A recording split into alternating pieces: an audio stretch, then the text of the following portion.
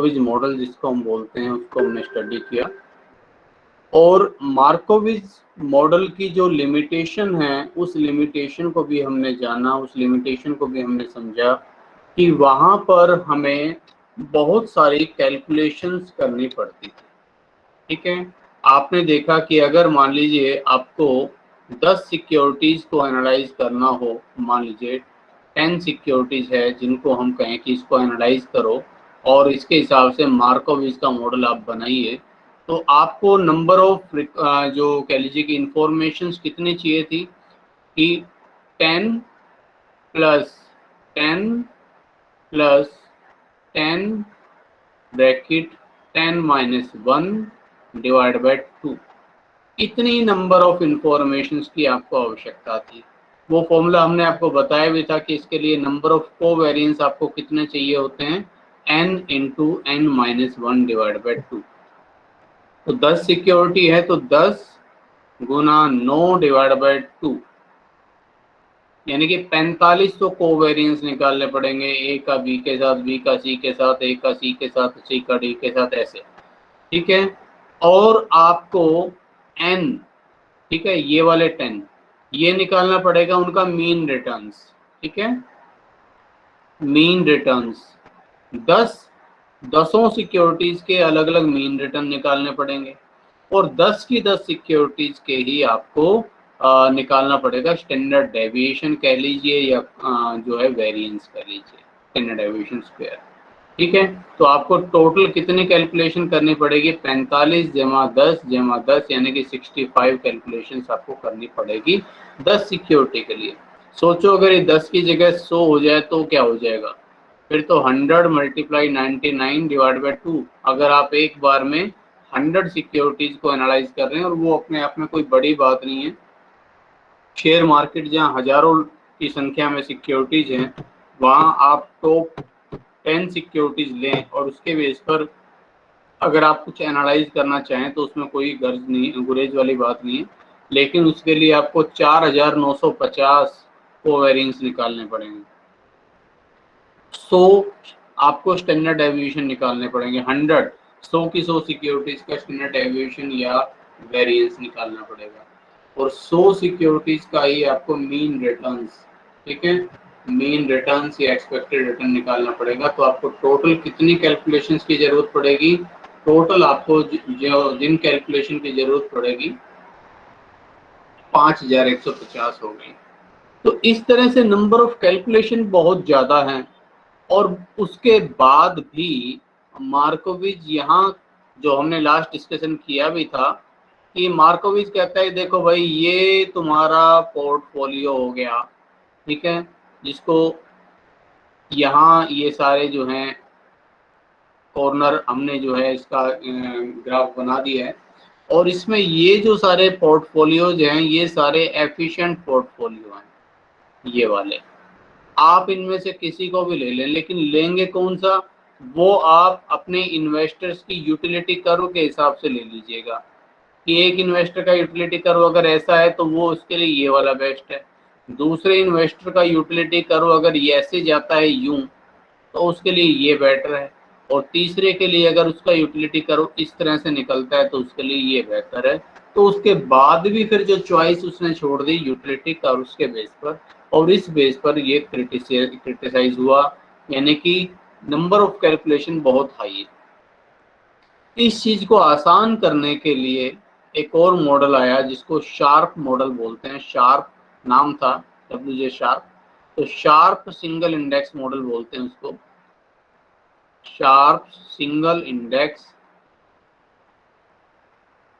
Model.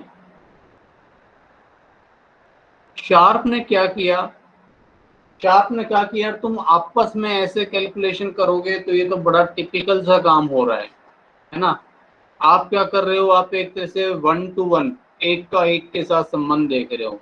अब देखो security है ए, सिक्योरिटी बी, ठीक है, और सिक्योरिटी सी, ठीक है, सिक्योरिटी ए बी सी। अब आप कोवेरिएंस कैसे निकाल रहे हैं मार्कोविज के हिसाब से, तो ए का सी के साथ, ठीक है, ए का बी के साथ। मेरी स्क्रीन विजिबल है आपको, आप देख पा रहे हैं? Yes sir. तो ए का बी से, बी का सी से, ठीक है, और ए का सी से। तो हम इस तरह से इनको जो है इनका आपस में रिलेशनशिप देखते हैं, आपस में इनका कोवेरियंस देखते हैं। और जब सिक्योरिटी डी हो जाती है एक और, तो हम क्या करेंगे, सी डी के साथ, ठीक है, सी डी के साथ, बी डी के साथ, ठीक है, ए डी के साथ, इस तरह से बढ़ते चले जाते हैं। शार्प ने कहा कि एक काम हो सकता है भाई, ये सारी की सारी सिक्योरिटी कहीं ना कहीं अपने जो शेयर मार्केट का जो इंडेक्स है उसके साथ तो कहीं ना कहीं कोरिलेट होती ही होगी, है ना। जो शेयर मार्केट में हम लेते हैं सेंसेक्स, ठीक है, सेंसेक्स जो 30 सिक्योरिटीज के इंडेक्स के बेस पर काम करता है, या निफ्टी, ठीक है, निफ्टी 50 आपने सुना होगा, 50 सिक्योरिटीज का इंडेक्स।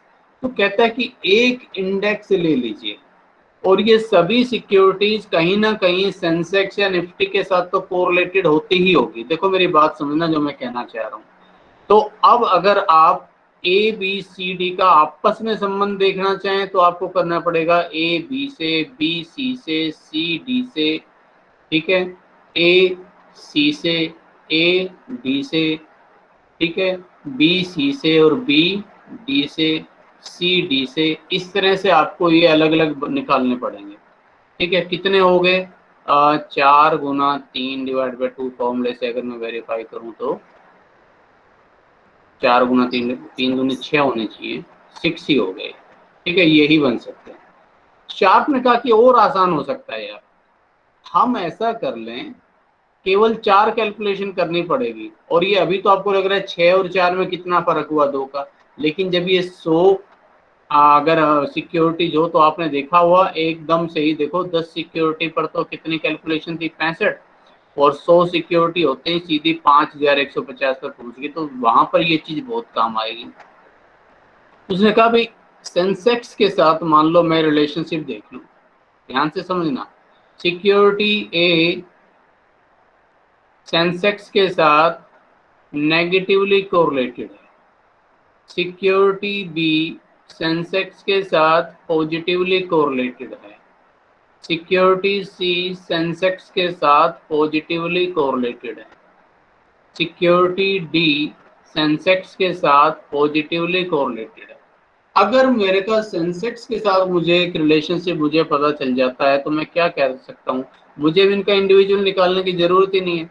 देखो जब बी भी सेंसेक्स के साथ पॉजिटिव, सी भी सेंसेक्स के साथ पॉजिटिव, इसका मतलब बी और सी आपस में पॉजिटिव, डी भी पॉजिटिव है सेंसेक्स के साथ, डी भी सेंसेक्स के साथ पॉजिटिव है, उसी की लाइन में चलती है, इसका मतलब बी और डी पॉजिटिव रिलेशन रखती है। ए सेंसेक्स के रिवर्स डायरेक्शन में चलती है और बी सेंसेक्स की डायरेक्शन में चलती है, इसका मतलब ए और बी आपस में रिवर्स डायरेक्शन में चलती है। मेरी बात समझ रहे हो? मैं बात को आसान करने के लिए, आपको समझाने के लिए बात बता रहा हूँ, ठीक है। डिटेल में चलो उसमें हम जाएंगे। उन्होंने एक्चुअल में इसको इस रूप में तो नहीं लिया, उन्होंने बीटा के कोफिशिएंट के रूप में लिया।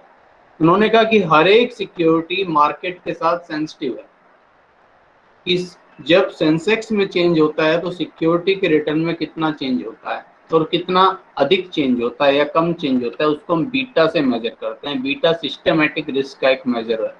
तो उस बीटा को यूज करके शार्प इस चीज को आसान बनाने की कोशिश करता है कि कहाँ 5150 कैलकुलेशन आपको लेनी पड़े, ठीक है, 100 सिक्योरिटीज के केस में।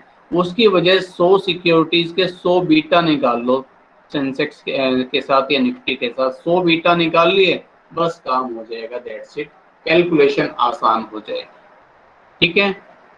तो ये शार्प करता है। तो शार्प की थोड़ी सी मैंने भूमिका बनाई, लेकिन अभी इसको समझने से पहले हमें कुछ एक जो टर्म्स जो या तो हमने मार्कोविज मॉडल में यूज की है या आगे शार्प के इंडेक्स मॉडल में हम लोग यूज करने वाले हैं, उनसे एक बार अच्छे से फिर से गो थ्रू हो जाना जरूरी है।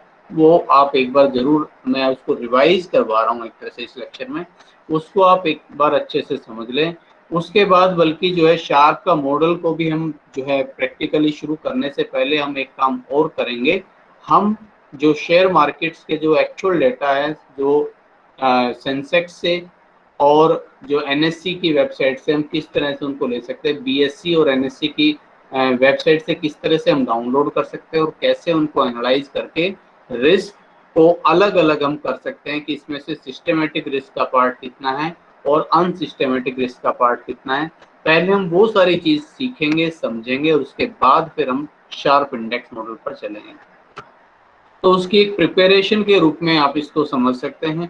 तो कुछ टर्म्स जो पोर्टफोलियो में, यहाँ मैंने इसको नाम भी इस लेक्चर को यही दिया है इसमें कि some important terms used in portfolio management. कि पोर्टफोलियो मैनेजमेंट में कुछ टर्म्स हैं जो यूज होती हैं अक्सर या यूज हो चुकी हैं, ठीक है। हम एक बार उनसे दोबारा गो थ्रू होना चाहेंगे कि वो टर्म्स क्या है। आप एक बार उनको फिर से अच्छे से समझ लें, फिर ताकि हम आगे जब उन टर्म्स को यूज करें तो आपको कंफ्यूजन ना हो। तो इसमें पहली टर्म आज मैंने आते ही दोबारा रिपीट भी की, एफिशिएंट पोर्टफोलियो। ये मैंने एक जगह नोट कर ली है आपकी सुविधा के लिए ताकि मुझे भी इसमें सोचना ना पड़े और मैं आपको फटाफट बताता चलूं। तो एफिशिएंट पोर्टफोलियो, एफिशिएंट पोर्टफोलियो का मतलब क्या है कि जब risk return profile, risk return को आप ऐसे दिखाएंगे, यहाँ पर नीचे आपका रिस्क होगा, ऊपर आपका रिटर्न्स होगा। तो दिए गए रिस्क पर जिस पोर्टफोलियो का रिटर्न सबसे अधिक है, पोर्टफोलियो ए, पोर्टफोलियो बी, पोर्टफोलियो सी, ठीक है, जोखिम स्तर एक ही है लेकिन रिटर्न्स का स्तर अलग अलग है। तो इन दिए गए रिस्क पर जिसका रिटर्न सबसे अधिक है वो एफिशिएंट पोर्टफोलियो है। या अगर मैं थोड़ी देर के लिए रिटर्न को स्थिर कर दूं कि रिटर्न तो भैया इतना ही है। अब ये पोर्टफोलियो है तीन, पोर्टफोलियो ए, पोर्टफोलियो बी, पोर्टफोलियो सी। ये पोर्टफोलियो इतने जोखिम पर इतना रिटर्न देगा, ये पोर्टफोलियो बी इतना जोखिम उठाकर इतना रिटर्न देगा और पोर्टफोलियो सी इस जोखिम पर इतना रिटर्न देगा। तो जो सबसे कम जोखिम पर रिटर्न दे रहा है मुझे ए, वो मेरे लिए एफिशिएंट पोर्टफोलियो है।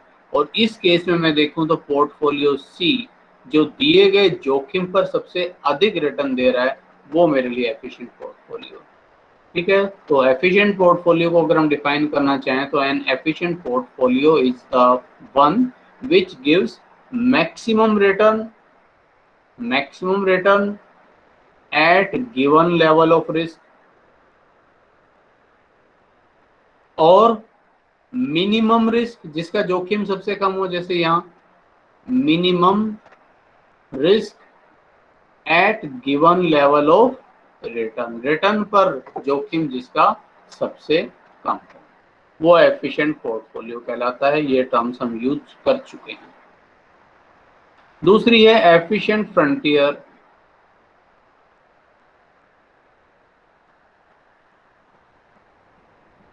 एफिशिएंट फ्रंटियर, अब आपने देखा होगा जब हम रिस्क रिटर्न का ग्राफ बनाते हैं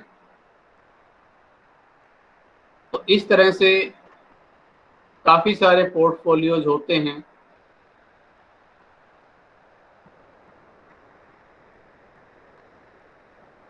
अब ये काफी सारे पोर्टफोलियो हैं जो रिस्क और रिटर्न के कॉम्बिनेशन को दिखा रहे हैं। अब यहां देखा जाए तो इतना जोखिम, ठीक है, इस जोखिम पर इतना रिटर्न या इस जोखिम पर इतना रिटर्न, कौन सा लेंगे हम? तो ये वाला लेंगे जिस पर रिटर्न अधिक है। इसी तरह से यहाँ रिटर्न इसमें अधिक है, यहाँ रिटर्न इसमें अधिक है, यहाँ रिटर्न इसमें अधिक है। तो ये सारे के सारे पोर्टफोलियो जो हम कह सकते हैं एक्स, वाई, जेड और डब्ल्यू, ये चारों पोर्टफोलियो एफिशिएंट पोर्टफोलियो है। और अगर मैं इनको मिला दूं तो ये जो लाइन बनेगी, this line is called efficient frontier, ठीक है। तो when all corner portfolios are plotted on a risk return graph, ठीक है, जब सभी जो पोर्टफोलियोज को रिस्क रिटर्न ग्राफ पर हम प्लॉट करते हैं और आप एक लाइन ड्रॉ कर रहे हैं जो सभी एफिशिएंट पोर्टफोलियो को मिला रही है, तो उस लाइन को हम बोलते हैं एफिशिएंट फ्रंटियर। ठीक है, एग्जाम के पॉइंट ऑफ व्यू से शॉर्ट नोट्स इन पर आते हैं अक्सर। ठीक है, एक आप टर्म यूज करेंगे, अब शार्प मॉडल में आएगी ये, मार्केट पोर्टफोलियो।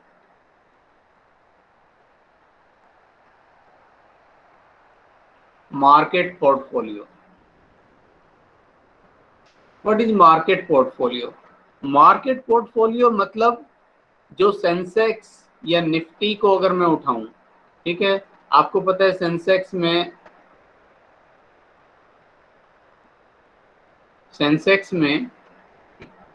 30 सिक्योरिटीज होती है, निफ्टी में 50 सिक्योरिटीज को हम लेकर चलते हैं। अब इन 50 सिक्योरिटीज का आपस में जो प्रोपोर्शन है, इसमें मान लीजिए टाटा मोटर्स है, इसमें मान लीजिए रिलायंस इंडस्ट्रीज है, ठीक है, इसमें मान लीजिए और जो भी आप जो कुछ बड़ी बड़ी कंपनी है, कोल इंडिया है, ठीक है, मारुति है, तो इन सब कंपनीज का आपस में क्या प्रोपोर्शन है, ठीक है, उसी प्रोपोर्शन के हिसाब से मैं भी अपना पोर्टफोलियो बना दूं। इस सेंसेक्स में जो 30 सिक्योरिटीज आपस में जिस अनुपात में है, उसी अनुपात में मैं अपना पोर्टफोलियो बना दूं। मैं कोई और टेंशन लेना ही नहीं चाह रहा। मैं सीधा क्या किया कि मार्केट में सेंसेक्स में जिस हिसाब से लग रहा है, उसी प्रोपोर्शन में इन 30 सिक्योरिटी में मैं लगा देता हूँ। चलो, उसी प्रोपोर्शन में इन 50 सिक्योरिटीज में मैं अपना पैसा लगा देता हूँ, इसी अनुपात को रखते हुए। तो ये जो पोर्टफोलियो बनेगा, इस पोर्टफोलियो को बोलेंगे मार्केट पोर्टफोलियो। मार्केट पोर्टफोलियो मतलब जो मार्केट, जो आपका इंडेक्स का जो प्रोपोर्शन है उसको बनाए रखें, ठीक है, index, proportion of indexed is used, ठीक है, indexed proportion is used, ठीक है। तो मार्केट पोर्टफोलियो, अब अगर मैं इसको यहाँ लिखवाना चाहूँ, market portfolio represents, market portfolio क्या करता है, रिप्रेजेंट्स अ पोर्टफोलियो, ठीक है, इन विच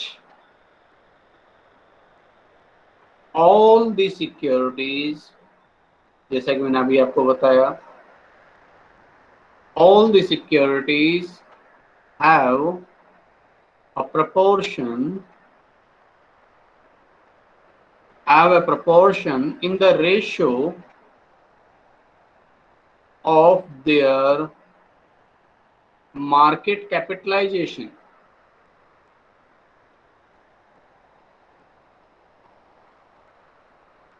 ठीक है, in overall market, ठीक है।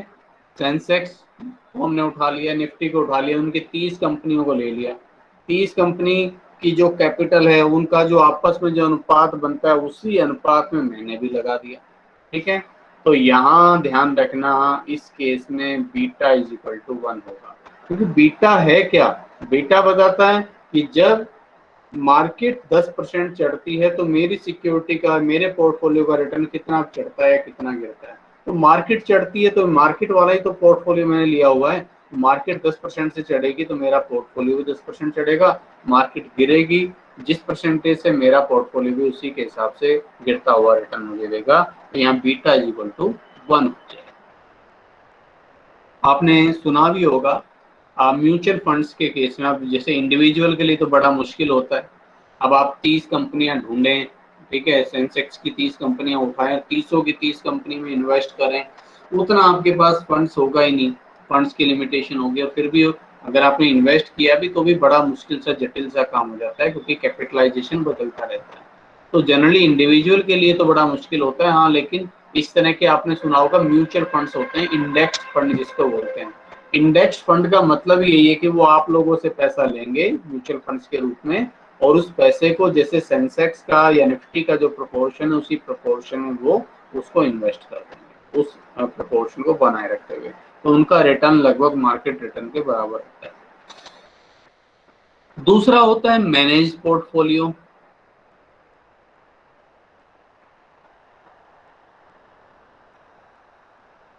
अब भैया अगर मार्केट वाले पोर्टफोलियो, मार्केट जो प्रोपोर्शन उसी को फॉलो करना है, तो फिर तो ये शार्प या मार्कोविच कहेंगे कि फिर हमें क्या जरूरत थी। कुछ बनाने की या कुछ और नया देने की, कंट्रीब्यूट करने की।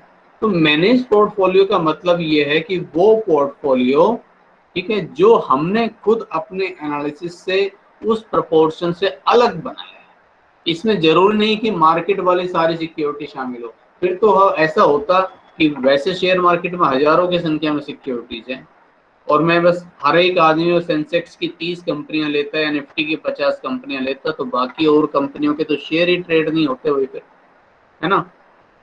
और आपको एक बात और भी पता होगी, जब सभी लोग एक ही तरह के शेयर्स में उसी में ट्रेड करने लग जाएंगे तो वहाँ रिटर्न कहाँ रहेगा, है ना। जब बहुत सारे ट्रेडर्स हो जाते हैं तो ये तो एक तरह से परफेक्ट कंपटीशन वाली सी सिचुएशन हो जाती है, तो फिर तो आपके पास गेन की गुंजाइश ही नहीं रहेगी, है ना। तो इसलिए ये जो बहुत बड़ी जो कंपनियां हैं यहाँ, ठीक है, जोखिम कम है लेकिन रिटर्न भी बहुत ज्यादा आपको फिर नहीं मिलता है इसी वजह से, ठीक है। रिटर्न्स के लिए तो फिर आपको दूसरी और कंपनियों को देखना पड़ता है, क्योंकि आप जो है आउट परफॉर्म कब कर पाओगे। आउट परफॉर्मिंग का मतलब ही ये है कि मार्केट से अच्छा रिटर्न आपने दिया, तब आपने कुछ कौशल, आपने जो है आपकी कुशलता है जो है वो निकल कर सामने आती है कि हाँ भाई आपने जितना मार्केट का रिटर्न था उससे अधिक रिटर्न आपने निकाल कर दिया, ठीक है। तो मार्केट आउट परफॉर्म कब करेगी, तो तब जब हम उन सिक्योरिटीज पर हमारा ध्यान जाए जिन सिक्योरिटीज पर बाकी लोगों का नहीं जा रहा, हम उन सिक्योरिटीज को खरीद रहे हैं जिनकी अच्छी पर्सपेक्टिव है और लोग उनको नहीं खरीद रहे हैं,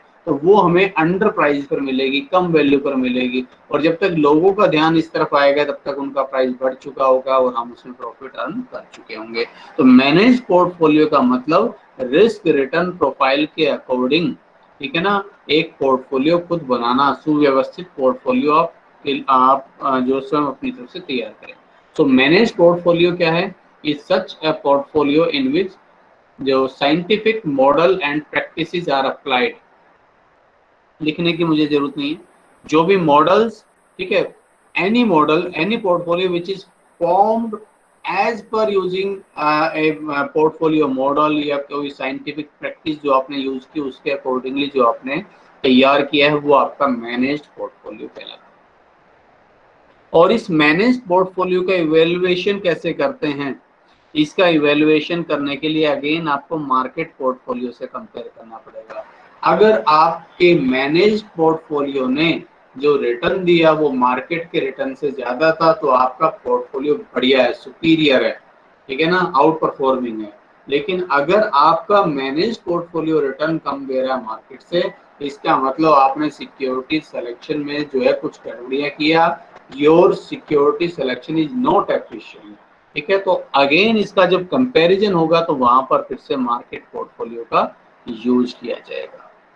इसके बाद रिटर्न्स, देखिए इन्वेस्टमेंट एनालिसिस और पोर्टफोलियो मैनेजमेंट, ये दो टॉपिक, दो सब्जेक्ट जो मैं ले रहा हूँ, इन पर मैंने सबसे ज्यादा फोकस अगर किन्हीं चीज पर रखा है तो मैंने रिटर्न्स और रिस्क पर ही रखा है और सबसे ज्यादा टाइम एनर्जी मैंने इसी पर लगाई है। जब हम लोग इन्वेस्टमेंट मैनेजमेंट पढ़ रहे थे तब भी हमने 3-4 लेक्चर्स इस पर रखे थे और रिटर्न्स को हमने डिटेल में पढ़ा था कि रिटर्न्स किस किस तरह का होता है, कैसे कैसे फाइंड आउट होता है। और रिस्क को हमने तोड़ा था कि रिस्क किस तरह से अलग अलग उसके हिस्से किया जा सकता है, इसमें सिस्टमेटिक रिस्क कौन सा है, अनसिस्टमेटिक रिस्क कौन सा है।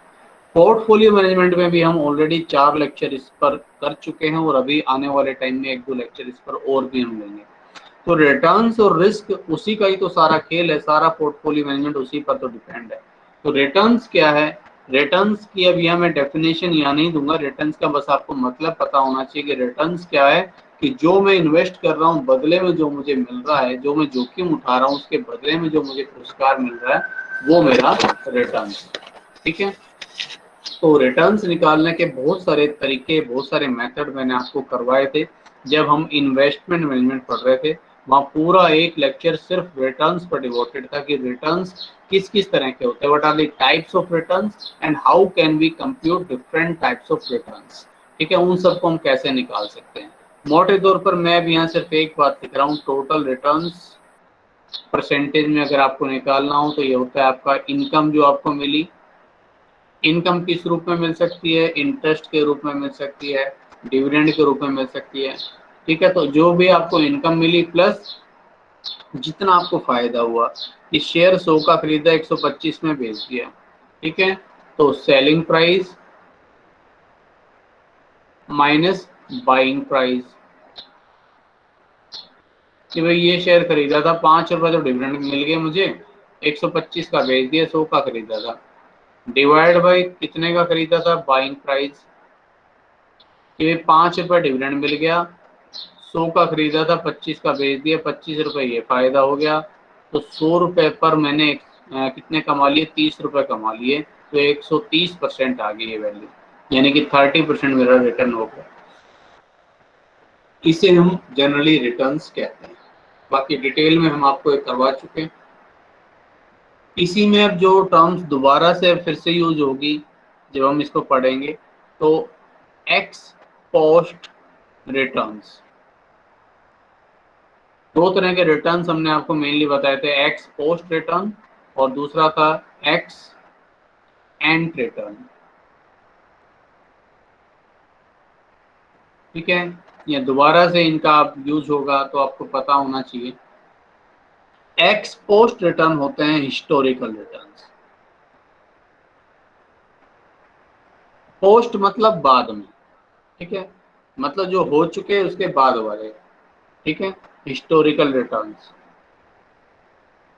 अगर कंफ्यूजन रहता है तो पोस्ट से पास्ट याद रख लीजिएगा, ठीक है, ये तो ध्यान रहेगा, पोस्ट से पास्ट को याद रख लीजिएगा। तो मतलब पुराने रिटर्न्स, जहां हमारे पास पिछले रिटर्न्स दे रखे होते हैं और हमें उनकी एवरेज करनी पड़ती है। मुझे कहा कि सिक्योरिटी ने 2001 में, 2002 में, 3 में, 4 में, 5 में, 6 में इतने इतने रिटर्न दिए, कितने कितने दिए, कि भाई यहाँ इनका प्राइस जो था, ये सीधा मैं चलो रिटर्न से लिख देता हूँ। रिटर्न्स निकालते कैसे हो मैंने बता दिया। रिटर्न्स डिविडेंड के रूप में भी हो सकता है, रिटर्न सेलिंग प्राइस और जो आपका बाइंग प्राइस है उनका डिफरेंस भी हो सकता है। तो 2001 में इसका रिटर्न 5% था, यहाँ 6% था, यहाँ 8% था, यहाँ 7% था, यहाँ 4% था। तो अब जो एवरेज रिटर्न मुझे निकालना पड़ेगा, मीन रिटर्न, वो इन सबको जोड़ो और 5 से डिवाइड करो, ये हिस्टोरिकल रिटर्न्स बोलते हैं। तो जब इन रिटर्न्स की बात होगी तो जनरली इन रिटर्न्स के लिए हम आर बार टर्म यूज करते हैं, ठीक है, mean returns of portfolio, mean returns of security X, mean returns of security Y, ऐसे जनरली हम इसके लिए टर्म्स यूज करते हैं। दूसरे होते हैं एक्स एंट रिटर्न। एक्स एंट मतलब जो एक्सपेक्टेड है, expected returns based on future, जो बेस्ड ऑन फ्यूचर फोरकास्टिंग, भविष्य की जो फोरकास्टिंग के आधार पर जो रिटर्न्स होते हैं उनको हम एक्स एंड रिटर्न्स बोलते हैं। ठीक है, जैसे मैंने कहा कि भैया अब आपको रिटर्न्स मिल सकते हैं इसमें 25% या 15% या 20%, ये इनकी प्रोबेबिलिटी है। 25% रिटर्न मिलने के चांसेस है 30%, 0.3, 15% रिटर्न मिलेंगे उसके चांसेस 0.3 है प्रोबेबिलिटी, और 20% मिलेगा उसके चांसेस है 0.4। ठीक है, ये प्रोबेबिलिटी है। तो अब आपने क्या किया कि 3 अलग अलग संभावनाएं हैं, 4 5 जितनी भी हो, आपने क्या किया है कि इन सब की एक्सपेक्टेशन निकाली कि भाई इस हिसाब से 7.5%, इस हिसाब से 4.5%, इस हिसाब से 8%, तो टोटल अगर मैं इनका करता हूँ तो कितना आता है 20%। तो अब आपने कहा कि इस हिसाब से मेरा एक्सपेक्टेड रिटर्न है वो 20% आएगा। ठीक है, तो इसे जनरली आपने डिनोट किया होगा expected return portfolio, expected return security X, expected return security Y and so on. ठीक है, फिर नेक्स्ट था आपका रिस्क एवर्जन।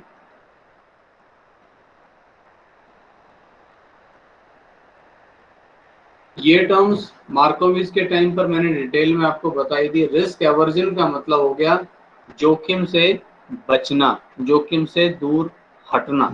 तो हर एक इन्वेस्टर रिस्क एवर्स है नेचर, बाय नेचर। हर एक इन्वेस्टर चाहता है कि मैं जोखिम कम लूं और रिटर्न को अधिकतम कर सकूं। ठीक है ना, तो उस हिसाब से आपने देखा होगा इन्वेस्टर्स का हमने क्लासिफिकेशन किया था। एक ये जो होता है मोस्ट एवर्स रिस्क, ठीक है, ये बिल्कुल चाहता है कि देखो ये इतने जोखिम पर इतना रिटर्न था, अब इसका जोखिम इतना बड़ा है लेकिन उसके बदले में रिटर्न ये उससे अधिक चाहता है, ठीक है। तो बिल्कुल सीधा आपको खड़ा हुआ सा ये नजर आएगा रिस्क एवर्जन कोएफिशिएंट्स में इसका जो यूटिलिटी कर्व है वो। मॉडरेट वाले जो हैं वो लगभग आपको ऐसे मिल सकते हैं, ठीक है। और जो रिस्क एक तरह से टेकर कह लीजिए कि जो जोखिम को एंजॉय करते हैं उनका हो सकता है इस रूप में मिल जाए कि थोड़े से अतिरिक्त रिटर्न के लिए वो ज्यादा जोखिम थोड़े से अतिरिक्त रिटर्न के लिए वो ज्यादा जोखिम उठाने को तैयार हो जाते हैं। एक और होता है रिस्क न्यूट्रल इन्वेस्टर, मैंने बताया था, लेकिन ऐसा प्रैक्टिकली लाइफ में जनरली कोई मिलेगा नहीं कि जोखिम कितना ही बढ़ता जाए रिटर्न में फिर भी उतना ही चाहूं, ठीक है। तो रिस्क एवर्जन कोएफिशिएंट्स और यूटिलिटी कर्व हम इसको समझ चुके हैं।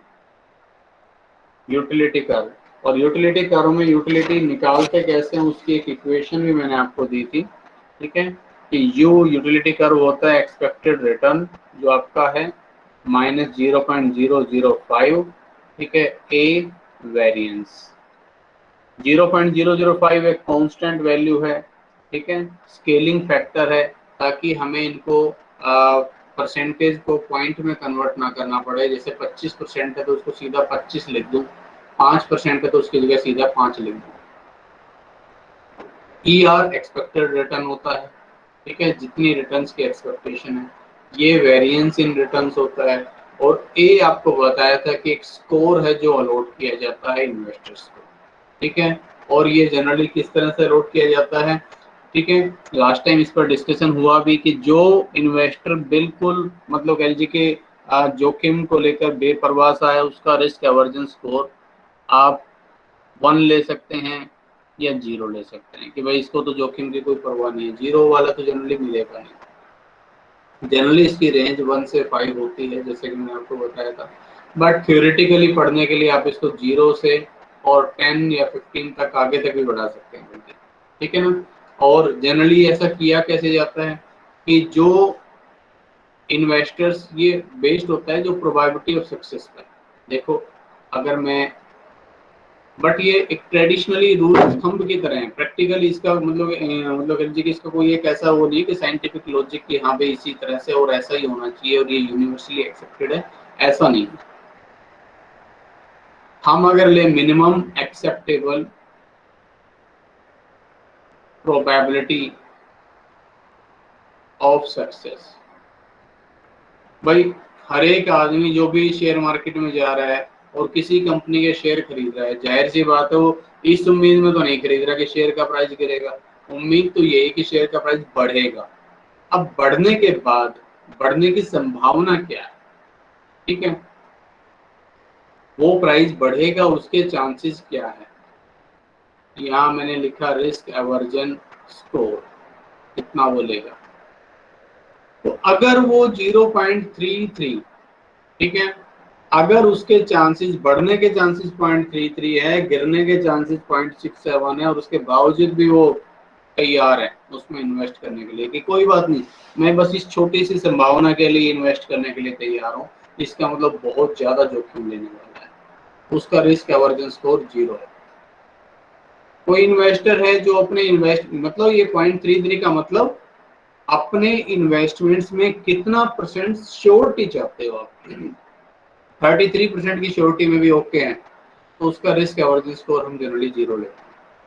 अगर 50-50 मान के चलता चलो यार 50-50 चांसेस बढ़ने के घटने के, तो उसका रिस्क एवर्जन स्कोर जनरली हम 1 देते हैं। अगर वो कहता है कि 0.67 67% चांसेस हैं चलो बढ़ने के, 33% चांस गिरने के भी हैं, तब मैं इन्वेस्ट करूंगा तो उसका रिस्क एवर्जन स्कोर 2 हो जाता है, जनरली हम 2 लेते हैं, ठीक है। मैंने आपको बताया कि कोई ऐसा ये किसी लैब में टेस्ट होकर नहीं आ रहे, जस्ट एक मानी हुई चीजें हैं, assumptions हैं, ठीक है। कोई और आदमी इसको किसी और ढंग से ले सकता है। अगर वो 80% श्योरिटी के बाद, श्योरिटी होने के बाद इन्वेस्टमेंट का निर्णय ले रहा है, ठीक है, तो रिस्क एवर्जन स्कोर हम उसको 3 देते हैं। अगर वो 94% श्योरिटी चाहता है अपने रिटर्न्स में, तो जनरली उसको हम रिस्क अवर्जन स्कोर जो है एक बीच में मिस हो गया, 85 था या 90 था शायद, 0.90, तो रिस्क अवर्जन स्कोर हम उसका 4 बोलते हैं। 94% की लगभग श्योरिटी तो 5, और अगर वो कोई कहे मैं तो तब लगाऊंगा 0.998% श्योरिटी हो जाए, क्योंकि 100% श्योरिटी तो हम दे ही नहीं सकते, प्रोबेबिलिटी क्या हुई कर, तो उसका रिस्क अवर्जन स्कोर 10। जनरली ये आपको नहीं मिलता प्रैक्टिकल लाइफ में, ठीक है। और इन लोगों को भी हम बोल देते हैं कि भाई जब तुम्हें इतनी श्योरिटी चाहिए तो आपके लिए जो ट्रेडिशनल अवेन्यूज हैं आप वहाँ जाइए, या फिर कोई ऐसी कंपनी जिसके शेयर्स में श्योरली आपको पता है कि रिटर्न बढ़ना ही बढ़ना है, आप वहाँ पर जा सकते हैं, ठीक है। अदरवाइज ये 1 2 3 वाले जो हैं, 1 2 3 4 वाले इन्वेस्टर्स आपको मिलते हैं, ठीक है। बट जैसे भी सिचुएशन हो उस हिसाब से आप इनका ये यूटिलिटी स्कोर, ये फॉर्मूला जो है इसमें आप पुट करके ये ए वैल्यू कैसे निकालते हैं हमने भी बताई दी, और यहाँ से आप यूटिलिटी स्कोर निकाल सकते हैं। और यूटिलिटी कर्व आपको बताता है कि जिन दो लेवल पर आपको मिलने वाली यूटिलिटी बराबर है, ठीक है। कि भाई मुझे चाहे इतना जोखिम इतने रिटर्न पर मिल जाए, या इतने जोखिम पर इतना रिटर्न मिल जाए, मेरे सेटिस्फेक्शन बिल्कुल बराबर रहेगा, मेरा यूटिलिटी स्कोर बिल्कुल बराबर रहेगा, ठीक है। तो उसको हम यूटिलिटी स्कोर बोलते हैं। और कैसे निकालते हैं मैंने बताया। कुछ टर्म्स और भी हैं जो यार रहेगी इसमें, कैरेक्टरिस्टिक्स लाइन और सिक्योरिटी मार्केट लाइन रह गई है, ठीक है। मोटे तौर पर मैं अभी आपको बड़ा शॉर्ट में बताता हूँ। एक आप पढ़ेंगे कैपिटल मार्केट लाइन पढ़ेंगे, ठीक है। कैपिटल मार्केट लाइन यूं समझ लीजिए कि जो तुम्हारा मार्कोविच का मॉडल जो था, ये अलग अलग पोर्टफोलियो में ए बी सी डी, ठीक है, A B C D. Markowitz तो सारे पोर्टफोलियो को अलग अलग लेता है। शार्प मॉडल कहता है यार इसमें तुम मार्केट वाला उठा लो ना, मार्केट का कौन सा है, और इससे एक टेंजेंट लाइन खींच देते हैं, ठीक है। अभी मैं और सिंपल बात करता हूँ, इस पर मैं आने वाले नेक्स्ट लेक्चर्स में डिटेल में बात करूंगा। सिंपल सी बात, ये स्टैंडर्ड डेविएशन और ये रिटर्न्स, मार्केट का रिटर्न्स, ठीक है। कितने जोखिम पर मार्केट कितना रिटर्न देगी, ये जो लाइन अगर हम यहाँ खींच दें,